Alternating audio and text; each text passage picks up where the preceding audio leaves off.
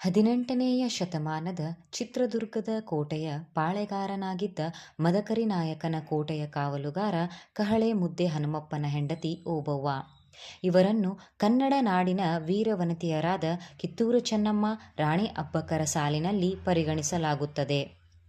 ಕರ್ನಾಟಕ ರಾಜ್ಯದ ಚಿತ್ರದುರ್ಗದಲ್ಲಿ ಹೈದರಾಲಿಯ ಪಡೆಗಳ ವಿರುದ್ಧ ಏಕಾಂಗಿಯಾಗಿ ಒನಕೆಯೊಂದಿಗೆ ಹೋರಾಡಿದ ಮಹಿಳೆ ಒನಕೆ ಓಬವ್ವ.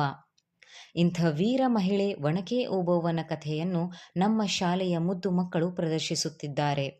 ಬನ್ನಿ ಎಲ್ಲರೂ ಶಾಂತ ಚಿತ್ತದಿಂದ ವೀಕ್ಷಿಸೋಣ. ನಮ್ಮ ಕರ್ನಾಟಕ ನಮ್ಮ ಹೆಮ್ಮೆ. ನೋಡಿ, ಇದೇ ಒನಕೆ ಓಬವ್ವನ ಕಿಂಡಿ. ಓಬವ್ವ ಅಂದ್ರೆ ಯಾರ್ರೀ?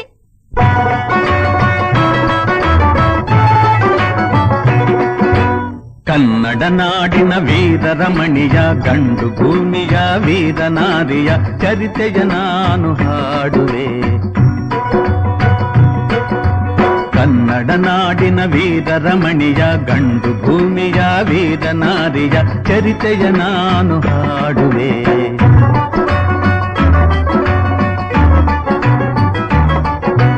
ಚಿತ್ರದುರ್ಗದ ಕಲ್ಲಿನ ಕೋಟೆ, ಸಿಡಿಲಿಗು ಬೆಚ್ಚದ ಉಕ್ಕಿನ ಕೋಟೆ. ಚಿತ್ರದುರ್ಗದ ಕಲ್ಲಿನ ಕೋಟೆ, ಸಿಡಿಲಿಗು ಬೆಚ್ಚದ ಉಕ್ಕಿನ ಕೋಟೆ.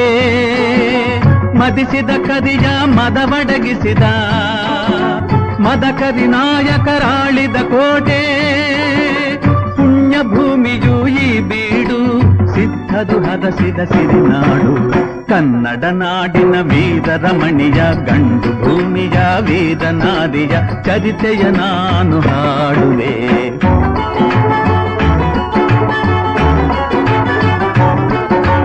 ಗೂಢಚಾರರು ಅಲೆದು ಬಂದರು, ಹೈದರಾಲಿಗೆ ವಿಷಯ ತಂದರು. ಚಿತ್ರದುರ್ಗದ ಕೋಟೆಯಲ್ಲಿ ವಾಯುವ್ಯ ದಿಕ್ಕಿನೆಡೆ ನೋಡು ಎಂದರು. ಕಳ್ಳಗಂಡಿಯ ತೋರಿದರು, ಲಗ್ಗೆ ಹತ್ತಲು ಹೇಳಿದರು.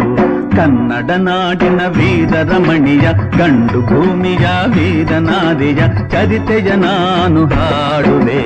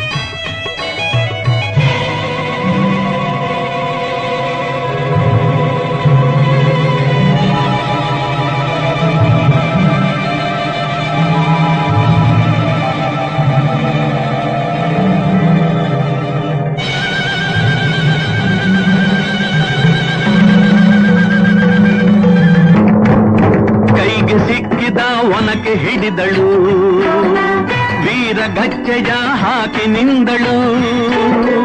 ದುರ್ಗೆಯನ್ನು ಮನದಲ್ಲಿ ನೆನೆದಳು, ಕಾಳಿಯಂತೆ ಬಲಿಗಾಗಿ ಕಾದಳು. ಯಾರವಳು ಯಾರವಳು? ವೀರವನಿತೆ ಆ ಓಬವ್ವ, ದುರ್ಗವು ಮರೆಯದ ಓಬವ್ವ. ಕನ್ನಡ ನಾಡಿನ ವೀರರಮಣಿಯ, ಗಂಡು ಭೂಮಿಯ ವೀರನಾರಿಯ ಚರಿತೆಯ ನಾನು ಹಾಡುವೆ.